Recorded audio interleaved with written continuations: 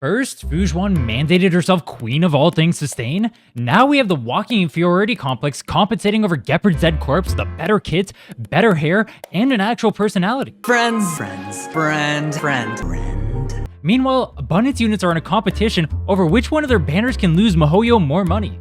Somehow, they're both winning, with Preservation units being the cream of the crop and Abundance seemingly left out to dry. Where exactly did Mihoyo go wrong with Abundance, and how can they fix it going into the future? Let's talk about it. Abundance and Preservation are two sides of the same coin. Both want to keep your team alive, although they accomplish it via different means. Preservation units protect you by ensuring your health bar never even moves in the first place. Gepard, March, Fire MC, and the Gamma Machine, they all utilize shields so your carry's health bars don't even get phased. While this is the most common form of sustain from Preservation, they also utilize damage reduction in the form of Fujuan and to a lesser extent Fire MC. You can think of Preservation as the preemptive branch of sustain. Their goal is to brace you for taking the big hits. Abundance, on the other hand, aims to restore your health after damage is taken. This crucial difference results in reactive gameplay. They can't help you if you haven't taken damage already. Divinity. Natasha, Lynx, Luocha, Wohuo, they all have to watch the school bully wail on you relentlessly, only to pull up with a band-aid after the crowd disperses. Bailu is actually the current sole exception given how Invigoration works with its damage reduction and healing after taking damage. Though I will say, I think it speaks wonders to the state of Abundance that Bailu, even with that strong mechanic, is considered the worst 5-star sustainer in the game. And no, I'm not counting Fire MC. In many games, the preemptive nature of shielding and damage mitigation is usually enough to keep it balanced. Not only do you have to understand what the enemy does almost better than they do, but this gives the enemy the opportunity to actually bait out those shielding or damage mitigations, or just simply wait them out. In Star Rail, however, Preservation gets to bypass this downside entirely. Enemies in Star Rail tell you exactly what they're going to do in every moment in a fight. When Kukolia wants you to feel the pain that her back feels daily, she spends an entire turn staring at you menacingly.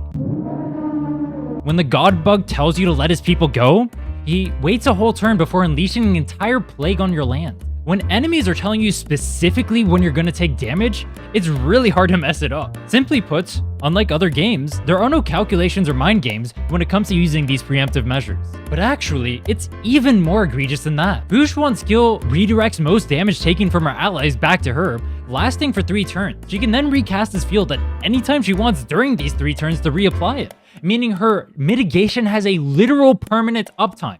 The weakness of this field is that Fujuan herself takes a large amount of damage while this is happening, but when a mediocrely built Fujuan can actually carry undergeared characters through content, this is not a meaningful downside. This Pelo I'm using is level 60, using a level 30 light cone, and pretty much has no defensive stats. Yet this Fujuan is fine throughout this entire fight. If this Fujuan can sustain through the hardest content in the game, while having mediocre gear on herself and also carrying the Star Rail equivalent of a punching bag, this downside is more fake than my chances of winning a 50-50. This permanent uptime for Preservation creates another downside for Abundance.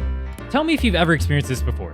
You're fighting either a boss in MOC or a later level in Simulated Universe. Suddenly, your HP gets chunked by an AoE attack. Big baddie boss over here is cosplaying Perfect Cell, saying he's going to use his final Kamehameha, so you need to brace yourself. With your HP chunked, now you have to make a decision. Are you going to A, pray you can tank the hit and heal afterward, or B, preemptively heal and deal with the potential consequences? Well, whatever you guessed, it was wrong. The real answer was C, bring a Preservation unit so this never even happens in the first place. Preservation units have a massive advantage in situations like this because they can turn it into an opportunity. If an attack chunks out my shield before a big hit, I actually don't have to reapply it because any damage taken in my health bar is going to be non-lethal.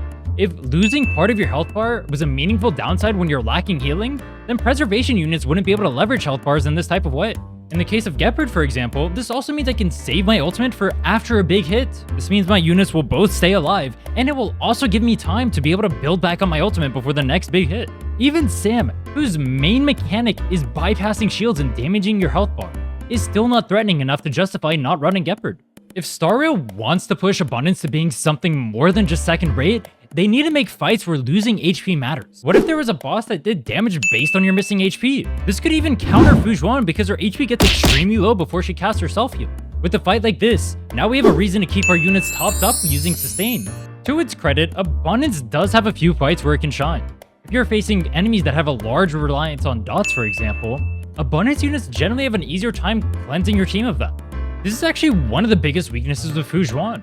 Her field does block one form of crowd control, but this doesn't apply to dots. While March does technically have a single target cleanse on her skill, that can't really hold a candle to Link's cleansing your entire team and applying debuff resistance to them as well. If you're asking me who I'd want in these types of fights, it's definitely gonna be Link's. Sorry, March. At least they're getting revamped in the future. Preservation units also have a higher base chance of being hit, and when combined with Lycones such as Lando's Choice or Moment of Victory, I can almost stop my Harmony units from tanking every single point of damage. In most circumstances, this is going to be beneficial because then your team unit doesn't roleplay her story in every single fight. Novel, I know. If using a masochist like Blade, however, using something like a Gepard with it is anti-synergy.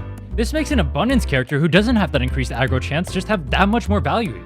Unfortunately, these upsides are pretty niche, meaning if I'm not one of the 10 people using Clara or Blade unironically, I'm probably just whipping out Fujuan and calling it a day. Thankfully, we're still pretty early on in the game's life, so miHoYo has an opportunity to create a better dynamic between Abundance and Preservation. If Abundance units decided to focus less on sustain and more on, say, offensive buffs for example, like the case with Huohuo, then maybe Abundance can carve out a niche in more aggressive fights or offensive team comps. Many people are already opting to use characters like Huohuo in Pure Fiction because they need the minimal amount of sustain and the maximum amount of damage possible.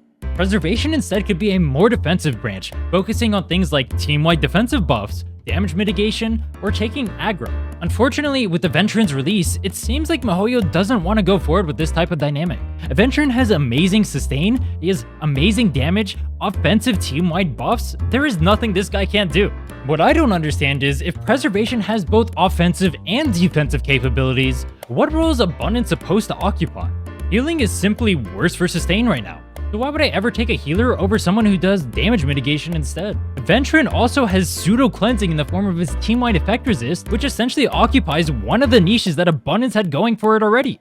They've also given Preservation offensive capabilities in the form of Fujuan's crit buff and Venturin's, well, entire kit, I guess. It almost feels like miHoYo wants to take everything that Abundance does well and just have Preservation do it better. Though it's obvious that Star Rail is going to work pretty hard to sell their next Abundance banner given how much the last two tank. And with how much power creep we're seeing from Venturin, I'm not sure I'm looking forward to that. As much as Abundance deserves a power increase, I'm not sure I want to see Acheron 2.0 but in Abundance. The power creep in this game is getting simply too wild, way too fast. I feel like the better option is just to have a distinct role for each of the paths, but with the recent releases, it seems like they have no intent on that.